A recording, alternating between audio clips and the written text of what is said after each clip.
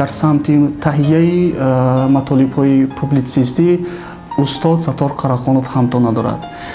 агар ҳамчун муҳаққиқ ба навиштаҳои устод Саттор Қарахонов таваҷҷӯҳ кунем, қиссаҳои воқеӣ ва очеркҳои портретӣ аз жанрҳои меҳварии эҷодиёти публитсистии Саттор Қарахонов аст. Яъне тӯли ин солҳо устод маҳз ба ин ду жанр бештар таваҷҷӯҳ карда. яке аз хусусиятҳои дигари устод Саттор Қарахонов дар идораи рӯзномаи Хатлон ин бешак бо ҳазлҳои худаш бисёр маъмул аст, ки ҳар саҳаре ки вай ба кор меояд аз ҳазл корро шурӯъ мекунад бо ҳамаи ҳамкорон, ҳатто бо он нафароне ки бори аввал ба идораи мо барои ҳамкорӣ меоянд. ҳар касе ки ба шӯъбаи котибот дарояд бо ҳазлҳои намакини устод Саттор Қарахонов рӯбарӯ мешавад.